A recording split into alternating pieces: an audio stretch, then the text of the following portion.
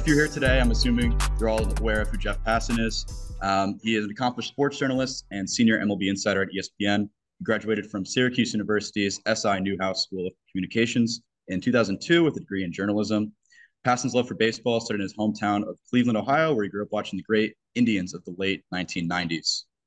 He is the author of the New York Times bestseller, The Arm, Inside the Billion-Dollar Mystery of the Most Valuable Commodity in Sports, which I read and I thoroughly enjoyed, and co-author of Death to the BCS, the definitive case against the Bull Championship Series. Passan's expertise and insider knowledge of baseball have made him one of the go-to sources for breaking news and analytics in the sport. My name is Peter Majors. I'm the club founder and president, and this is Jack Arlotta. I'm Jack Arlotta. I'm the secretary, and I'm also the face of Unfortunate MLB. Good to finally put a face to the account. It's about time. He's been waiting to say that one all day. He's kept his identity very hidden, so please don't expose him on Twitter. That's the only thing. I was going to say, I'll make sure to tweet it out now. It's going to be great. Well, how about we get started with a few questions? Let's get our first one in. Okay. So first of all, just to tell everybody here a little bit about what your path was like getting to ESPN and just kind of the journalism profession. Why'd you start your love for journalism and kind of how did you get to where you are today? It's in my blood. My dad worked at the Plain Dealer in Cleveland for 42 years. He hosted sports talk radio shows on weekends throughout my childhood. So I was born into the business, and I hope my own child, both of my children, do not go into it because they're much smarter than that. But I topped out as I like to say, a 5'9", mildly athletic Jew, and that tends not to be the sort of thing that goes along with a professional sports career playing. So I love sports. There are pictures of me as like a bespectacled 7-year-old on the floor in my kitchen with a newspaper spread out in front of me, looking at like the leaders for MLB back in the day. So it's been something that's been ingrained in me from the time I was tiny. And if I wasn't going to be able to play it, I wanted to be around it, and I wasn't going to be smart enough to run a team, so I might as well chronicle one. And I went to Syracuse after graduating high school. I graduated there and went to Fresno, California, where I worked at the Fresno Bee for a couple of years. My first baseball writing job was at the Kansas City Star, which I started in 2004. And this is, wildly enough, going to be my 20th year covering baseball. So I'm the old guy now. I played pickup basketball yesterday with a bunch of writers who were younger than me, and my back is killing me right now. But I looked around and I'm like, when did this happen? When did I become the old guy? But here I am, and I try to embrace it as much as I can. Yeah, we're all very thankful that this is the profession you chose. I think something that we're all know Jeff for is his breaking news. You see the breaking, pending physical signs all over Twitter, right? What is it like in the moments right before a news drop, and kind of how do you avoid the false news reports, right? How do you, not do an arson judge? Yeah, it's in the moments before, it is exciting and exhilarating and nerve-wracking. Like, there are those times where, I've done this long enough now where I know when I can go with one source, when it is just such a direct and obvious thing that, and this is a person with whom I've developed enough trust over the years to understand that what he or she is telling me is correct. But a lot of times it's, hey, I heard, and then it gets really hectic because, getting that second or sometimes third or sometimes fourth, depending on, just how important the news is, source can be a difficult thing. I mean, people in any industry really, but in sports in particular, value secrecy and want to do things on their own terms. And I think they understand that I'm just doing my job trying to find out what's going on. But at the same time, I know that the only thing that I have is my credibility, right? Like I can work and I can make relationships and I can get to know people, but none of that matters if I get something wrong, because if your reputation is as the person who tells the truth to the public, then when you say something that is not truthful, it sticks with you, and it doesn't go away. So, listen, there are going to be times when I screw up. That's just a reality of life, right? Like, as much as all of us care about our work, sometimes there are things that are out of our control that make it difficult to do it right. But when, I calibrate things by reminding myself that if something is out of your control, or if you're not 100% certain that something is happening, don't go with it. Like, no scoop is worth being wrong. And I've tried my very best, and I think I've done a pretty good job of abiding by that, because the second my credibility goes away, everything else goes with it. Definitely. All right. So my next question is, as a personality in the sports world, you've been able to make lots of news drops and predictions across your career, and not all of them have been right. And do you have any advice for how to navigate times where you may have gotten it wrong? Yeah, don't pick the White Sox to win the World Series like I did last year. That was pretty shitty. Listen, you're going to be wrong when you're trying to predict things that have not yet happened, and I'm honestly exceedingly careful about that. And I really don't enjoy doing predictions, because it sets me up to be wrong, and I try as often as possible to actually look like I know what I'm talking about. I'm only as good as the people with whom I speak, right? Like, if I'm talking with people who don't know what the fuck they're talking about, then I'm going to look like an idiot.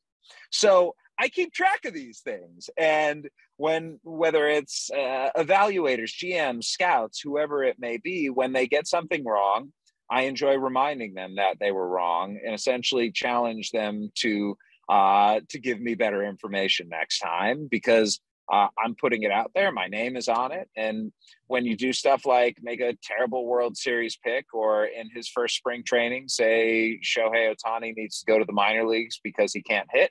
Yeah, those sorts of things don't age particularly well, but I look at it like it's part of the job too. The beauty of sports is the unknown. And if I could sit here and tell you everything that was going to happen, who was going to have a breakout year, who was going to make the All-Star game, who was going to get MVP votes, any of those things, I'd completely be lying to you. But I try to take from a wealth of sources that I've developed through the years, whether it's people who are on the ground evaluators, whether it's people who do analytics for a living, or whether it's people who have been there before, because I think experience and knowledge of the game really matters. So understanding that there's no one avenue that you can go down, and understand that you're going to be right all the time, it forces you to really expand your knowledge base and try and take from that wealth of people out there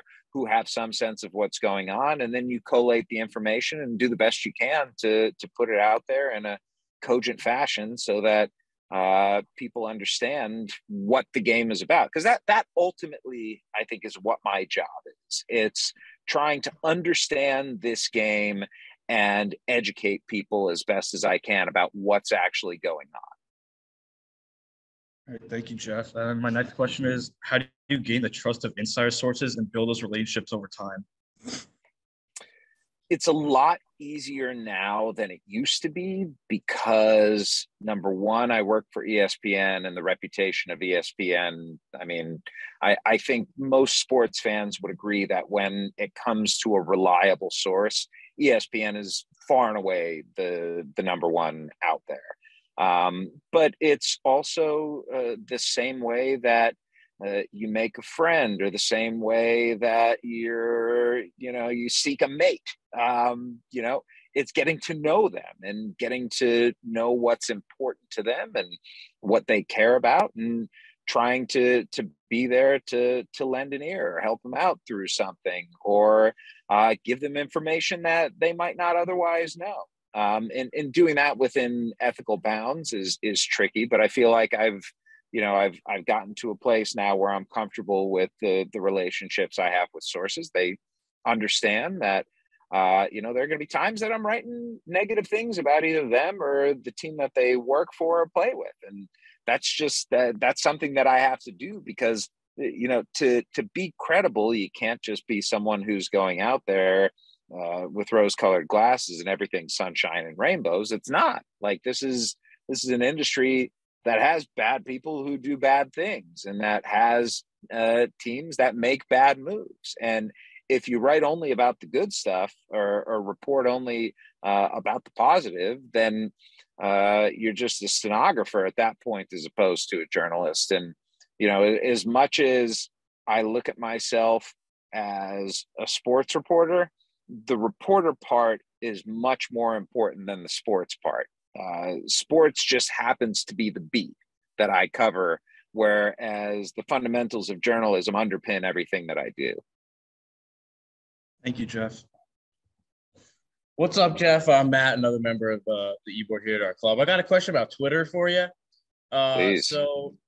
So yeah, you're known to interact with the replies, troll some people. So what are your thoughts on doing that? For example, my good friend Max Manis, a coworker at Job Boy Media, you called him mid like a month ago or something, So like, what are your thoughts on just like being active in the replies, keeping things light, in a job that I'm sure is very stressful at times? Yeah, listen.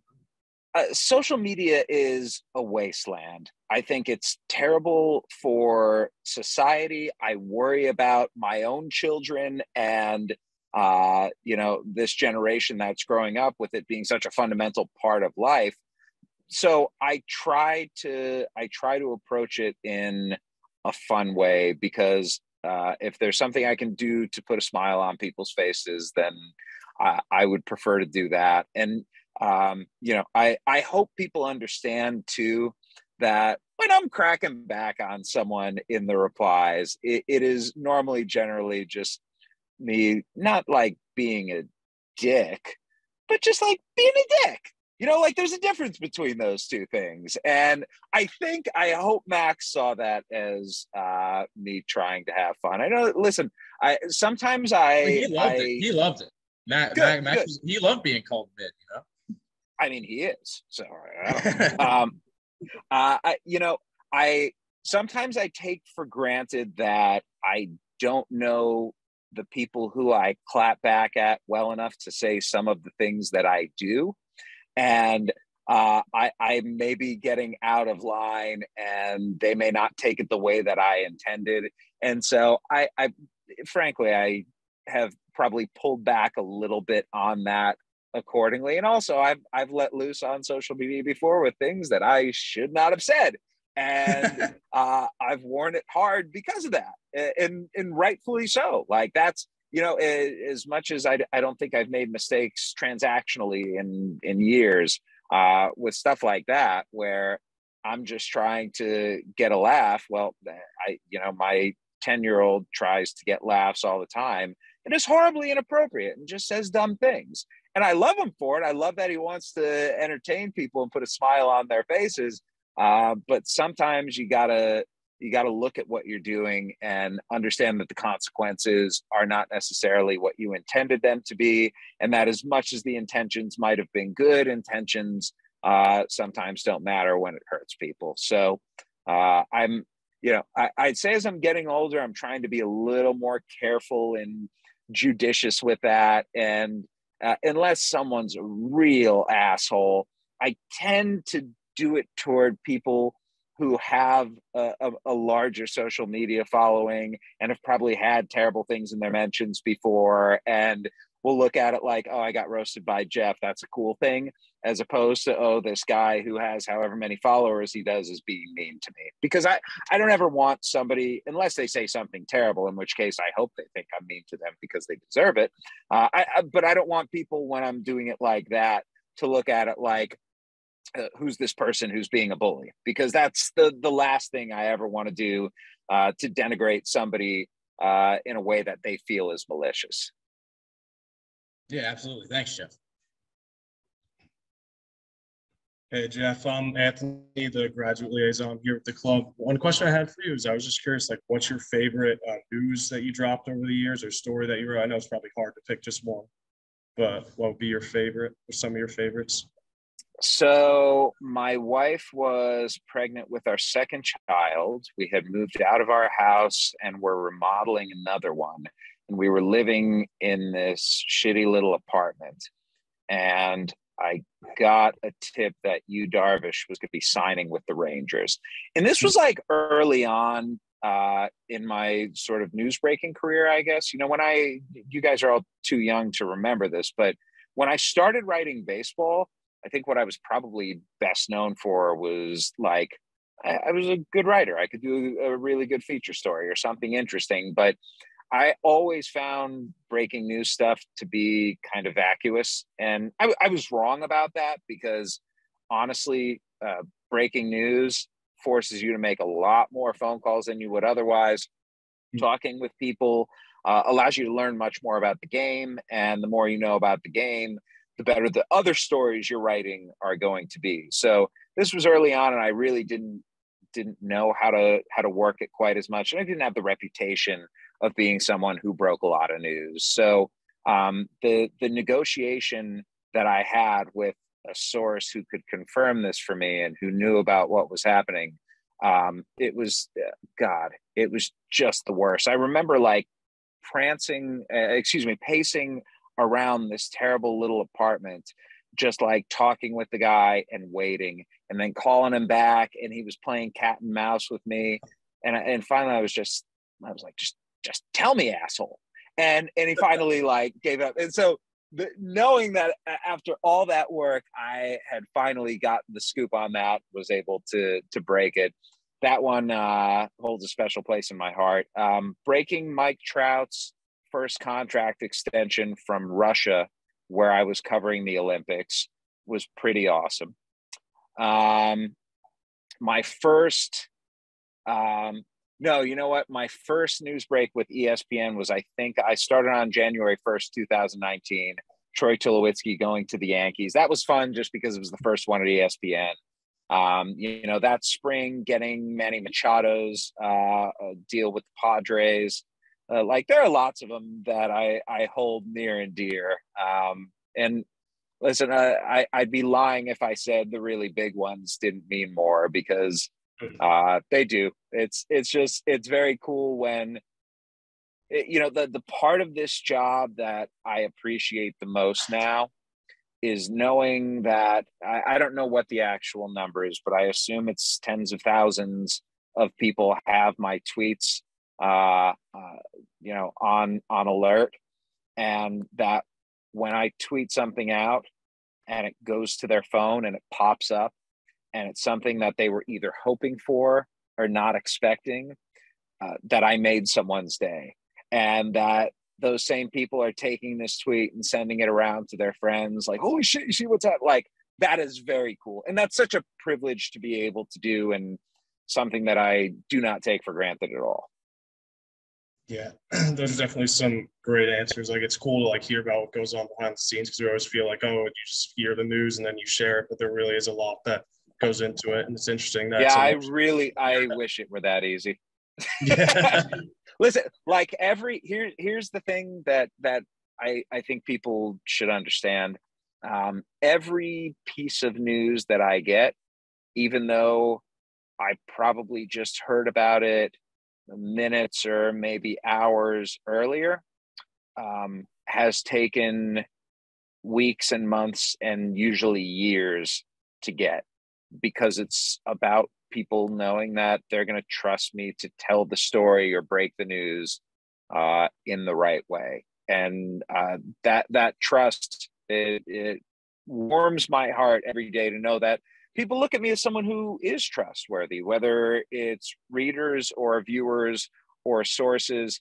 I feel like that tells me that I've done a pretty good job of doing the work in a way that it's the right way. I'd like to think where I'm not sensationalistic and I'm not unfair, and that I take this extremely seriously and try and work as hard as I can, because I know that it's such a heavy responsibility with as many people as there are out there who care about this stuff and to whom it really matters. Yeah, I definitely agree. Those are some great answers. Appreciate it, Jeff. Thank you. Hey, Jeff, I'm Naman, the freshman liaison here at the club, and I was wondering how the increasing use of analytics has impacted your work over the past 5 to 10 years. I'd like to get the analytics on your flow. Can you turn around? I want to see how long it is. I mean, it's tremendous, honestly. The discipline it takes to grow. Holy shit! That was even longer than I expected. Whoa, do you have it like bunned up a little bit there too? Yeah. Do you mind just letting like the whole thing out? I just want to see this and I marvel got at it. All right. This is going to be fantastic. Oh my God, it looks like it's down to your ass. Wow, how many years has that taken? It took a while. It took about like 10-ish years, so yeah. Bro, that is 80 hair right there. Fantastic. Thanks. I mean, it depends on the club, right? There are some teams that believe that analytics are going to be the thing that takes them to a World Series championship. And there are some teams that look at analytics like you need a blend of that with the traditional scouting methods in order to have your best chance. And there are some teams that think that analytics are overused, frankly, and that what you can glean from other methods actually has more import. But I think the vast majority of teams, while they fall into the middle now, are probably gravitating more toward the analytics than they ever have. The difficult part about analytics is we're all dealing with the same information, right? It's just a matter of how do you interpret the information differently, and how do you translate the knowledge that you learn from it onto the field. And so there are a number of different steps that it takes in order to go from raw data to on-field production. And streamlining all of those different steps, I think, is the biggest key to analytics now. It's not just how do I take this information and learn from it. It's how do I take this information, learn from it, and have the right people in place to teach it to the players, who then have the wherewithal and skill to take it and make a difference on the field. So while I love Fangraphs as much as anyone else, and I read Baseball Prospectus, and I look at Hardball Times, and there are specific writers and reporters out there who do a better job of translating those analytics into something substantive. That's just the first step, and I think that gets lost a lot in understanding where analytics are right now. We can look at the NBA, for example. I think our knowledge of the NBA is not just as deep as it's ever been, but we can look at the increased amount of 3-point shots and the way the game has gravitated toward that as evidence that you bring it onto the court, and they finally convinced a generation of players that learning the 3-point shot and mastering the 3-point shot is the thing that's going to get you to the league. And that the corner three in particular, because it's shorter than the other threes, is a higher percentage shot if you figure out how to really get it down. And that becoming a guy who can hit corner threes and play decent defense is going to give you a 15-year NBA career.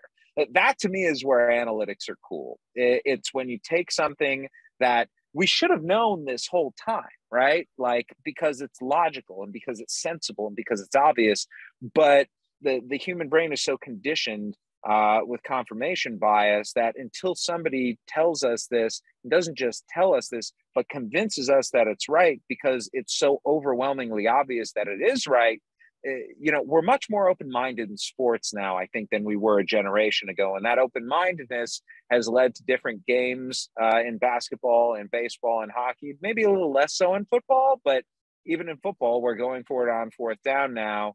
It isn't something that's, it's frowned upon by a lot of people, but that's just because they don't care to understand.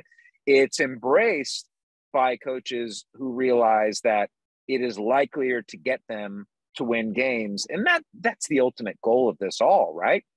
Like, analytics don't exist to make us feel better about ourselves or to make us smarter sports fans. They exist to help teams win championships. And as long as you're a team that's acknowledging that there is an avenue out there down which you can go that will give you a better shot at winning a ring, then you're golden.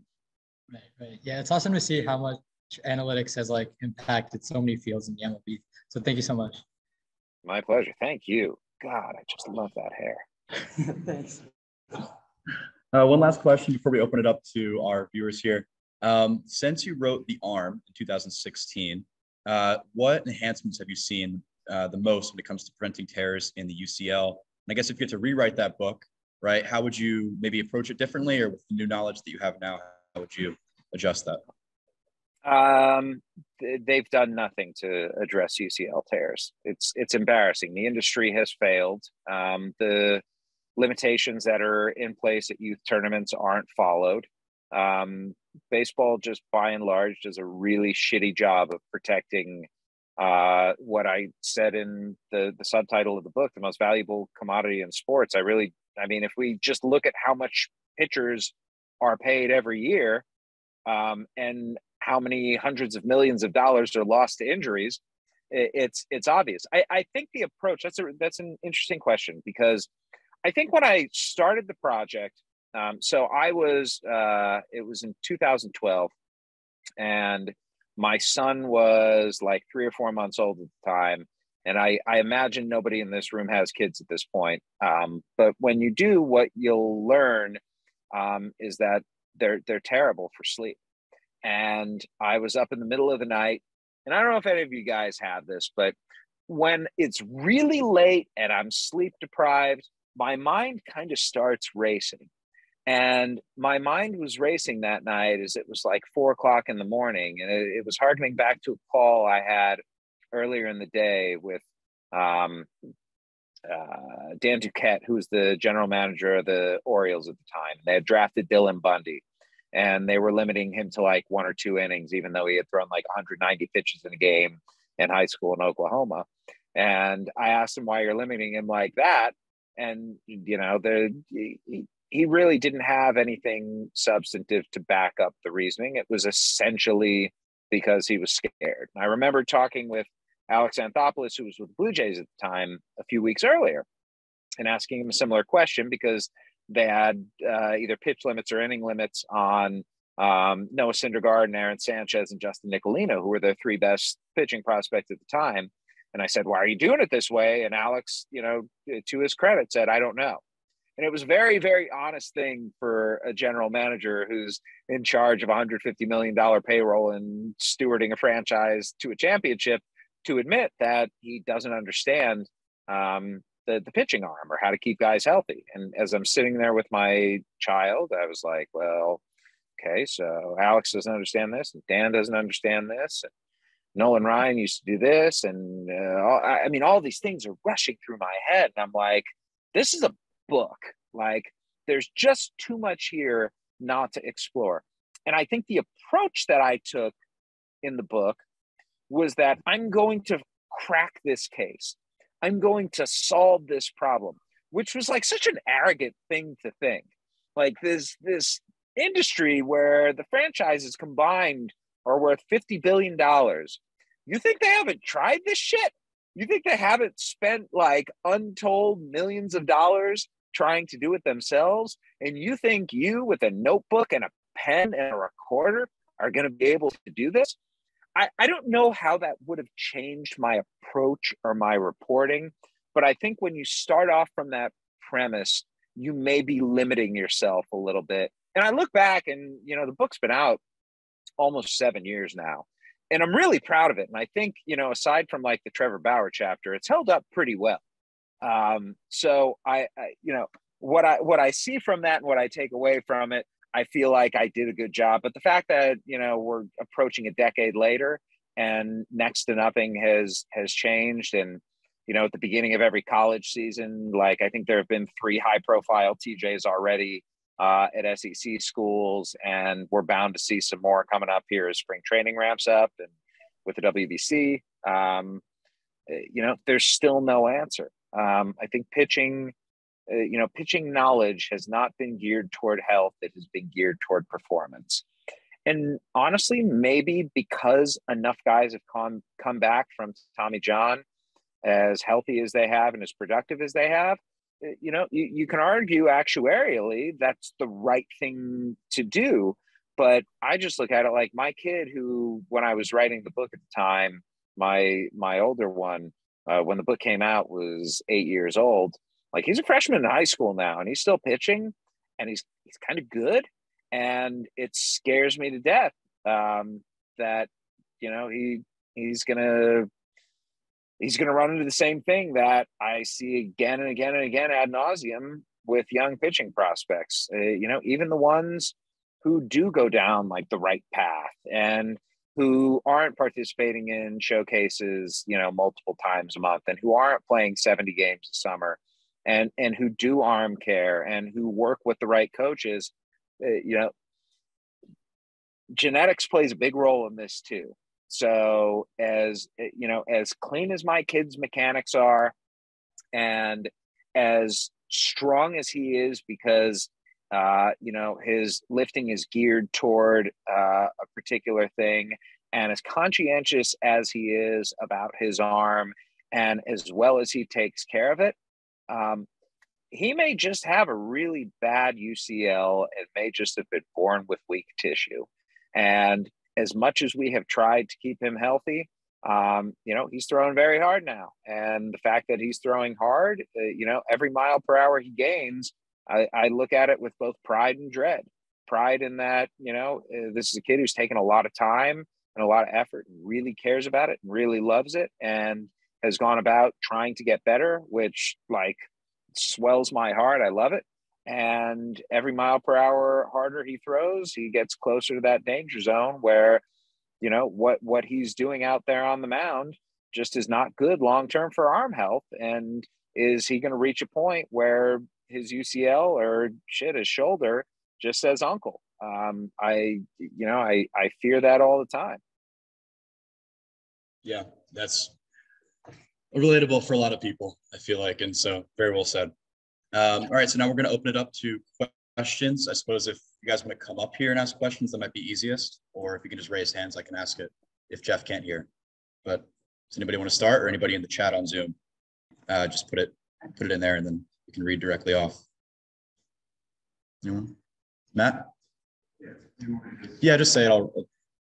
So working at ESPN and being the head insider for your respective sport, for other people such as Adrian Wojnarowski and Adam Schefter work in NFL and NBA, any other sport that's available, are you able to kind of working with each other in a way to get better at your own game, find tips on how to get insider work better? Just I know it's different sports, but it's very just as insiders together that makes you feel get better with each other.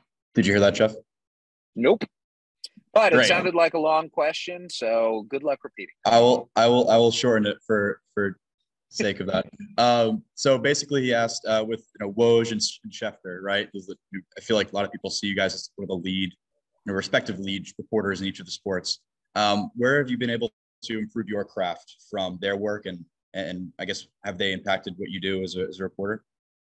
Yeah, Woj sent myself and Adam Schefter and Pete Thamel a text earlier, looking to get together this summer for sort of a meeting of the minds and a summit to just discuss life and the craft. And I think that's a really cool thing that I have and that I've been lucky enough to have. Honestly, everywhere I've gone, at the Fresno Bee, if you look at the people who have gone through there, Woj was a Fresno Bee columnist when he was in his mid-20s. And man, Fresno is it's the greatest place for news if you're a young reporter, because weird shit just happens there all the time. And John Branch, who's won Pulitzer Prize for the New York Times, was the columnist when I was there, and just the the vibrancy of that newsroom was incredible. The Kansas City Star, Wright Thompson was writing feature stories there at the time, and Bob Dutton, who's a great baseball beat reporter, was the guy who showed me how to be a baseball writer. Like, Bob taught me everything that someone who's, I got hired as the national baseball writer at the Kansas City Star when I was 23. I did not know what I was doing. I got hired because I was young, single, and cheap. Like, there was no other reason to bring on somebody who's never done it. But the staff that we had at the Star and at Yahoo when Woj was there, and Dan Wetzel and Charles Robinson and Pat Forty, and Greg Wyshynski and Mike Oz and Kevin Kaduk, and they were just I have been so lucky to work with great people, and I know that if I have a question or a frustration or just need to like vent to somebody, I can call up Woj or Adam or Pete, who was actually Pete was my original editor at the Daily Orange at Syracuse. He was a senior when I was a freshman. So I've known Pete for, 25 years now. I can call all of them and they can relate. Like, they understand what the job is like. They understand that it is completely unrelenting. They understand that vacations with your family kind of aren't a thing. They understand that you get no days off, you get no hours off. They understand that you can't miss. And very few people, I think, can understand that, because very few people have that job. And listen, I would not trade my job for anything else in the world. I have, I feel very lucky to say I have never woken up in the morning and said, I feel burned out today. I wake up lots of times saying I feel tired today, but getting to approach the day and knowing that some sort of crazy news may just happen that day, something that I wouldn't have even conceived of happening. Like, when I woke up today, gotta be honest, I didn't think Noah Song was going to be coming out of the Navy and going to Phillies camp tomorrow. And yet here he is. And I get to tell a quick version of that story. And so the pressure that's on all of us it's pretty enormous, but I don't look at it like that.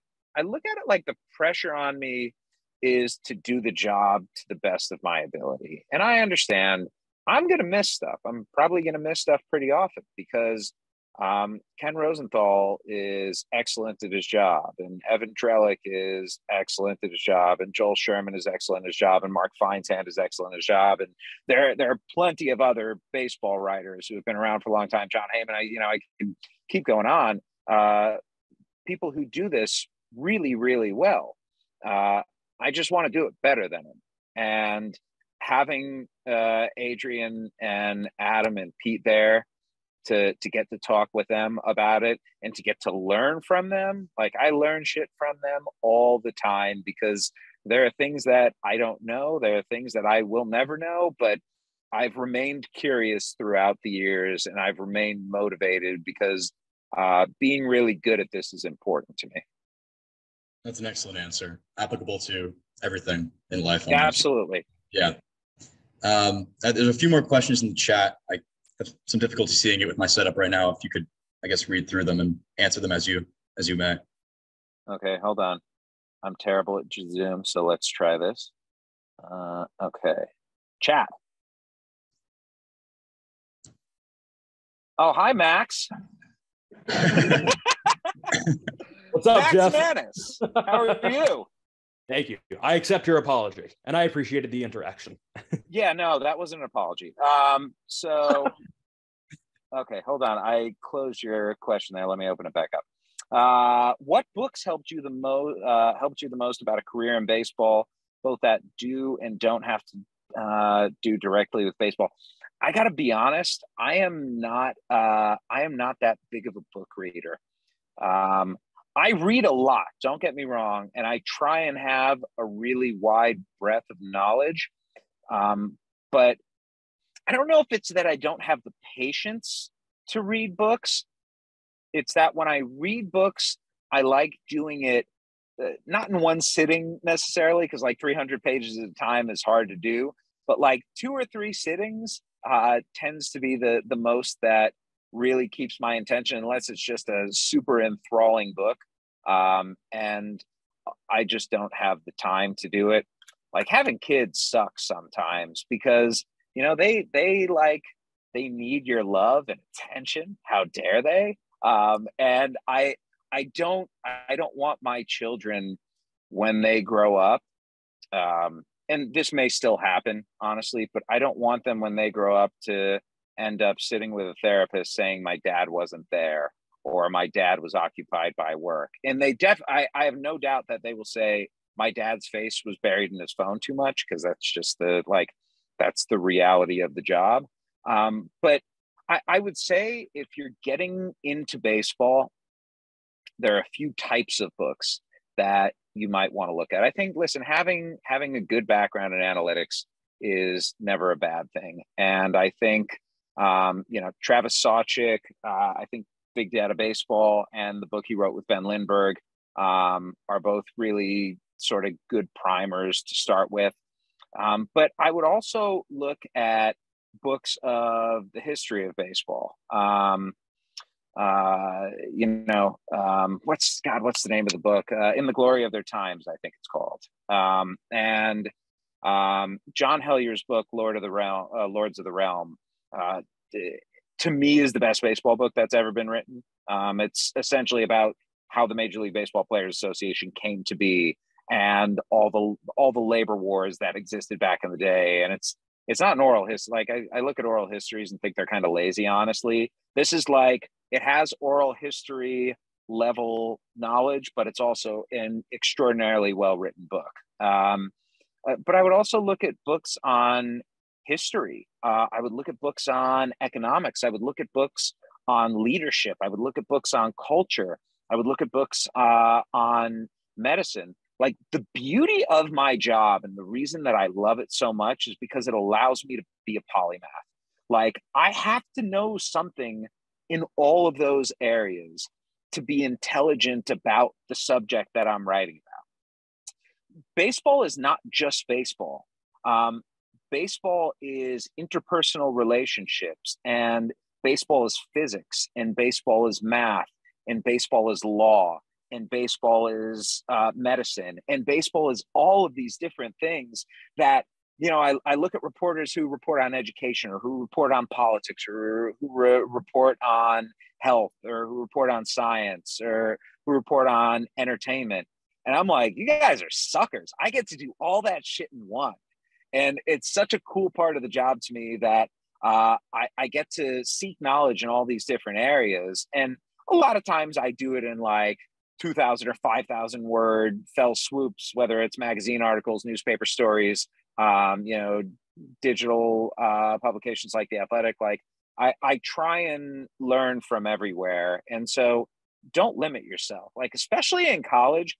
I spent so much time at the newspaper at school that I cared only enough about class enough to get good grades, because that was like an important thing to me. But I didn't learn or challenge myself as much as I should have in college. Like, George Saunders was teaching a creative writing class at Syracuse when I was there. And I don't know if any of you know who George Saunders is, but he's just like maybe the best storyteller of our times. And I could have taken a course with George Saunders and gotten to know him. And instead I just like looked for the easiest online class that semester, because my goal in college was to always have Monday and Friday off and never have a class before 10 a.m. And for 5 of the last 6 semesters of school, I was able to achieve that, which honestly is probably the best thing I did in college. Oh, I'm going back to the chat now. All right. Michael Costello, did you have a connection getting into the sports industry, or did your work speak for itself getting a job in the industry? I don't look at myself like I'm in the sports industry. Maybe that's a trite answer, but I look at myself like I cover the sports industry. I feel like if tomorrow ESPN said we don't want you anymore, and then there were no jobs out there writing about baseball, that I could go cover finance, or I could go, be a food writer, or chase something that I really love. And so I look at myself more as a journalist than someone in the sports industry. But listen, it didn't hurt that my dad worked as long as a sports reporter as he did, just because that gave me a foundation of knowledge that I think most people coming into the business probably don't have. So I would suggest to anyone who wants to get into it, do as much as early as you can. And if you are in a position where you are privileged enough to be able to do something, listen, I don't get me wrong, I think everybody should get paid for the work that they do. That is a great baseline. But if the pay is cheap, but the work is good and it's going to help you get somewhere in the future and get closer to your goal, I don't see a problem with pursuing that. So I hope that answers the question. Let's see. Alexander Rodriguez, with incidents like the past one where John Heyman reported judged the Giants, which was jumping the gun and not true, does a reporter lose credibility, or are those mistakes normal? Yeah, those mistakes happen, and they happen more frequently than any of us would like. And, John was given bad information and trusted the people and went with it. And I don't know the specifics of how that happened or why that happened. But in the moment, I felt terrible for him, because I know I'm certain that he goes through the same checklist of things that I do when I'm reporting something, which is, number one, is this information accurate? Number two, are the people who are telling me this information, do they have any reason to essentially be playing me or to be lying to me? And I go back, the last thing I think I got really wrong was when Bryce Harper was a free agent, and I reported that Magic Johnson had tried to essentially sell him on going to the Dodgers. And it was not true. And I had a source who had never before lied to me, telling me that it wasn't true. And I thought that he was just hiding something, and that they didn't want it getting out there for some reason. I just totally misread the situation. And I deeply regret that, because it was wrong.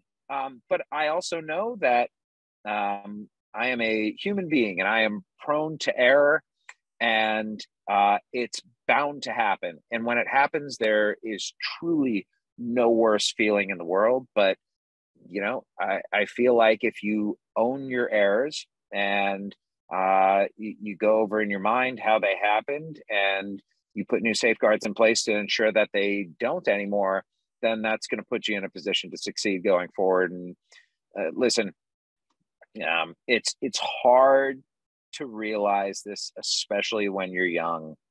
But nothing, and I mean nothing, teaches you better than fucking up. Nothing at all. And so while in the moment you have a pit in your stomach and your self-worth is plummeting and you're asking, how could this have happened? It goes for anything in life, whether professionally or personally. After you get over that feeling at the beginning that comes with making a mistake, have an honest conversation with yourself about how that mistake happened and what you can do to prevent that going forward, and be thoughtful and conscientious about it. And you will grow as a person exponentially that way.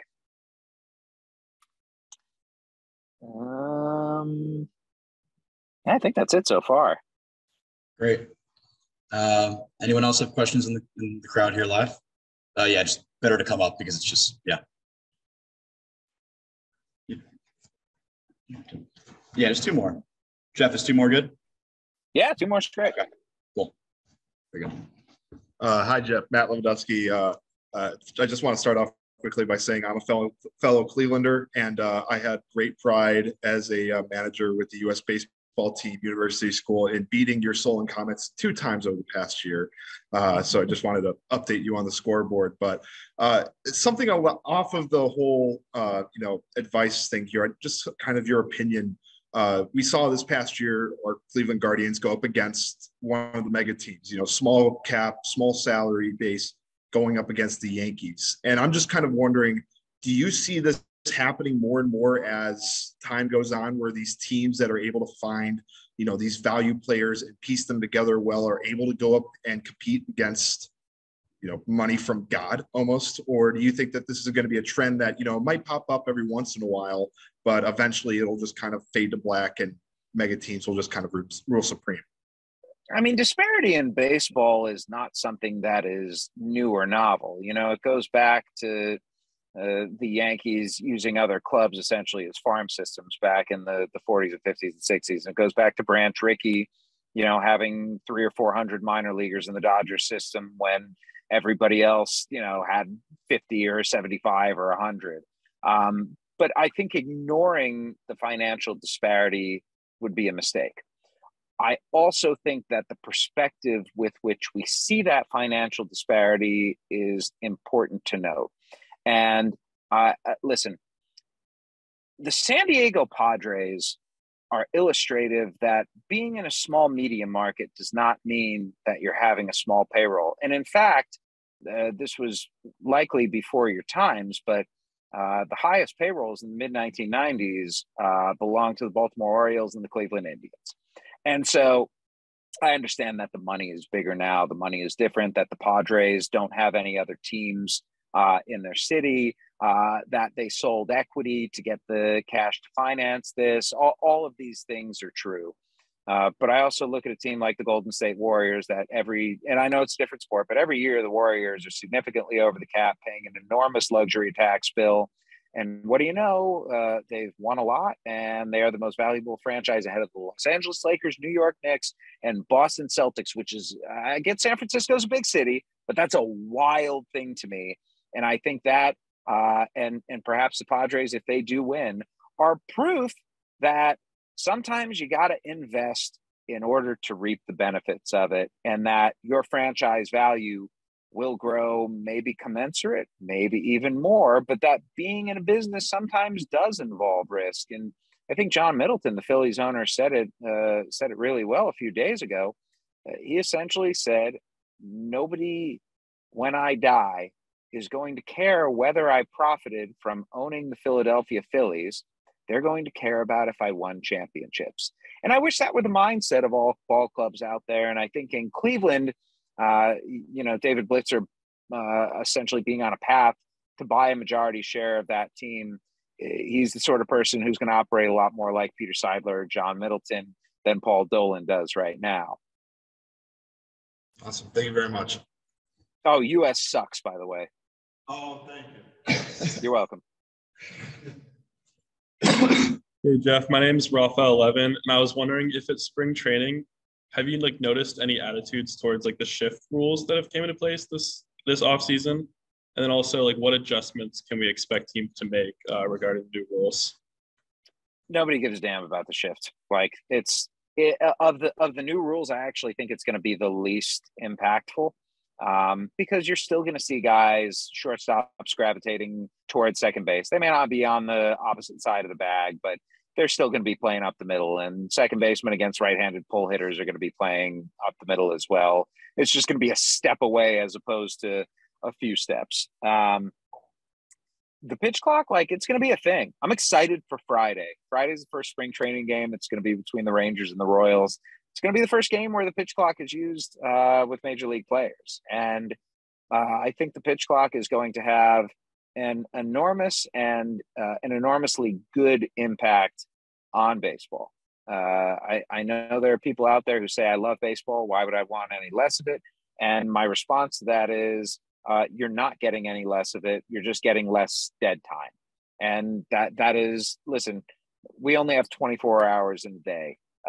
And our time is extremely valuable. And so I think a lot of people, frankly, have been turned off by the idea that if you are following a baseball team, you're investing 3+ hours every night. There's something psychological, I think, about the 3-hour mark with people, whether it's with a movie or with a sports game that's happening quite often, that they just don't want to stomach it. The NFL, it's different. It's once a week. It's not an enormous investment, but with baseball, when you got 6 games a week, sometimes 7, and every single night, it's 3+ hours.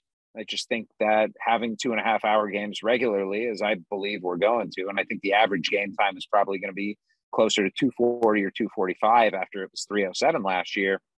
It's going to be a huge boon to the sport and open it up for a larger audience than it would have had otherwise. And players are going to bitch because that's what players do. And then they're going to realize, oh, this isn't so bad. I get a half hour more sleep. I get a half hour more to go out drinking. I get a half hour more of my night. And that the net positive that's going to come from this isn't just in that half hour gained personally, but is in what this does for the sport. Thank you. My pleasure. I know you have a 9 p.m. meeting, so feel free to go. There is one more question in the chat. I got time. I'm literally in the parking lot right now, so I can walk right over. Okay. There's one more. I can't quite read it, but. All right. Let's go to the chat. From iPhone. Never heard of him. As someone constantly swarmed with rumors, were there any major trade signings you've heard were close to happening that fell through and never really bubbled up to the public? I'm trying to think of one that made its way out there. And I'm trying to remember who this was. It was the Braves almost made a trade where it was like Acuna, Albies, Kyle Wright. It was like a litany of dudes, and I think they were going to the Yankees. And I'm sorry, I'm too old now to. Yeah, how's that one feel? Hold on. You know what? I'm gonna look this one up and see. Let's see. Acuna, Albies. Jeff, Yankees. Heyman really broke our heart when we heard that Judge was going to go to the Giants. Arson, that was. But you almost broke my heart even more. All right. You know what? I'm not finding this right now.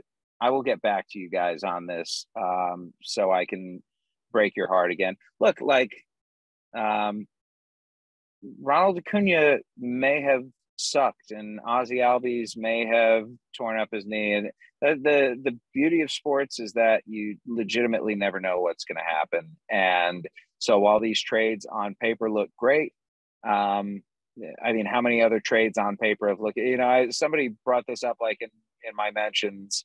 I think it was earlier today. They retweeted the Emmanuel Clase and Delino DeShields for Corey Kluber deal. Corey Kluber, I think, threw an inning with the Rangers.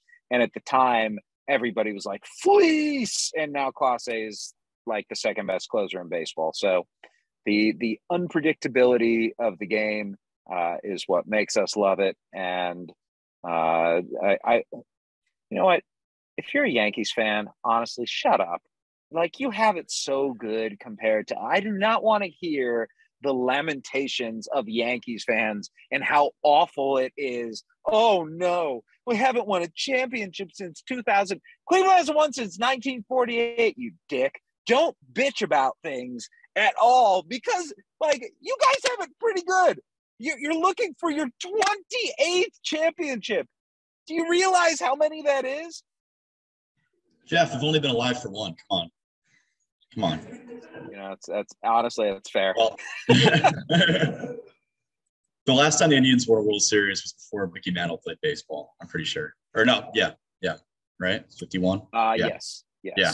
So, well, it's crazy that the Braves wanted all those guys for Miguel Andujar and Tyler Wade. Yeah, all right. Well, Cashman just won't pull the trigger on trades. Well, we very much appreciate your time. I think everyone here did thoroughly enjoy tonight. Give Jeff a round of applause. I always love doing stuff like this, and hope you guys learned something. And thanks for having me. It's always an honor when people want to hear me blather on for an hour. Well, thank you so much. And yeah, everyone have a good night. You as well.